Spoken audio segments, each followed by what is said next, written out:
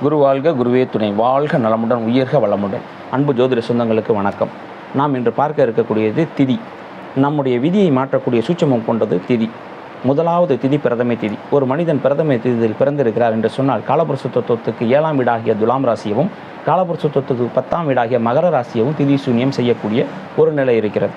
அப்போ இங்கே என்ன நடக்கும் அப்படின்னா, திதி சூன்யம் செய்த பாவகமும் சரி, அதற்குள்ளாக நின்ற கிரகங்களுடைய காரகத்துவத்தாலையும் இவர்கள் பாதிப்பை சந்திப்பார்கள். 7ஆம் வீடு என்பது மனைவி நிலை, அதாவது சுக்கிரன். துலாம் ராசி என்பது சுக்கிரனுக்குரியது. 7ங்கிறது மனைவி, 10ங்கிறது தொழில். அப்போ தொழில்காரகனாகிய சனியினுடைய வீடு, மனைவியினுடைய ஸ்தானம் என்று சொல்லக்கூடிய சுக்கிரனுடைய வீடு. அப்போ மனைவி மூலம் மனைவிக்காக அல்லது மனைவியினால் மன உளைச்சலை இவர் சந்திப்பார். அதே போல் வேலையில் பிரச்சனை இருக்கும், கூட வேலை செய்கிற நண்பர்களோடு கருத்து வேறுபாடுகள் இருக்கும், தொழில் தேடுதல் இருக்கும், அதில் நிம்மதி இல்லாத நிலை இருக்கும். இவர்கள் வளர்பிறையில் பிறந்திருக்கிறார்களா தேய்பிறையில் பிறந்திருக்கிறார்களா என்று பார்த்து அதற்குண்டான வழிபாடு முறை செய்து பயனடைவது நன்றி. வாழ்க வளமுடன். குருவாழ்க குருவே துணை.